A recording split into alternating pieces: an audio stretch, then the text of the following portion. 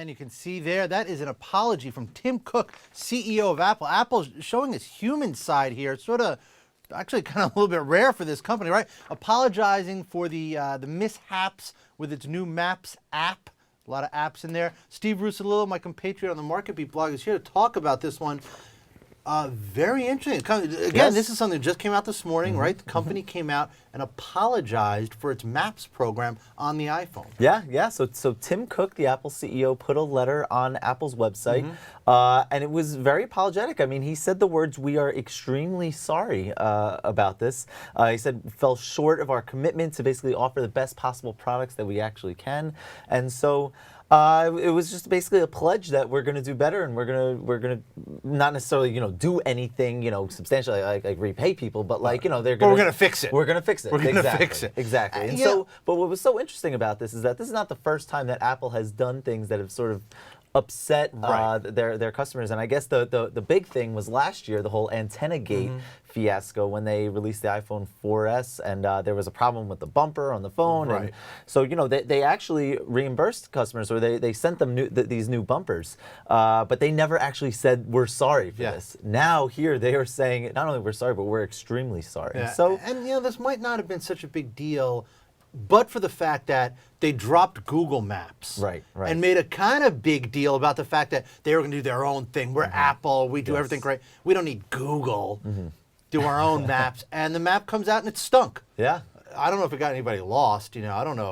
But I mean, but apparently, there were have you seen it? I haven't. Have you used it? I have not used it. No, I haven't. But I mean, there's the outcry and just the outpouring of complaints and criticism over this was amazing. And obviously, Apple with its cult-like following, to see something like this happen was very strange. But another thing that was interesting about the letter, though, was that he even said, while we're improving Apple Maps, check out some of these other providers. And he mentioned the competitors. He mentioned Google Maps. He mentioned MapQuest. He mentioned Bing's mapping products. So he specifically mentioned competitors. So it was an odd sort of letter, but it was very interesting. What's hysterical is we did a post on this on Market Beat. You did the post. One of the commenters pointed out that is taken almost directly from Miracle on 34th Street, the movie.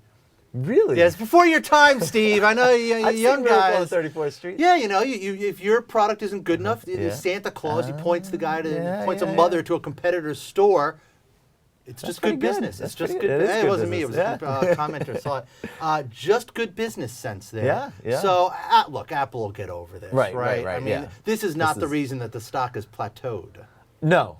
Well, but why do you think the stock is plateaued? I don't know. That's a good question. Why has the stock? I don't know. So you're right. While we're on the subject, we're talking about you can see Apple Hub. shares there down 1.2% there. And you see that stock, it peaked right above 700 this time last week, actually last Friday, right when the iPhone 5 was released. So you've seen that there has been a downdraft this week, and off about $30 from the high. So that's the month we're looking at there. So you can see big bump there where they hit the highs, now coming down.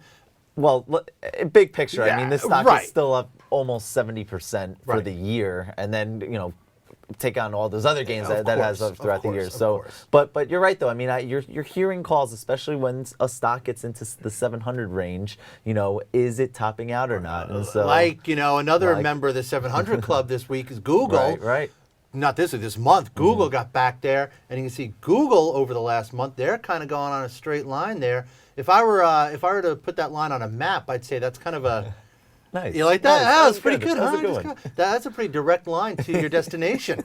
752 shares of Google, looking strong. Looking very strong, very strong. Google is up more than 30% since the summer, so that stock has really been on a wild ride higher. And so we'll see. I mean, as you said, this is not something that's going to really crimp Apple over the long term. But it was a pretty interesting letter, and I think it caught some people by surprise. I don't think anyone was really expecting. It's the human side of Apple. This might be something new for Apple. The human side. I like that. That's nice. All right, Steve Russolillo, thank you very much. Talk to you in a few minutes.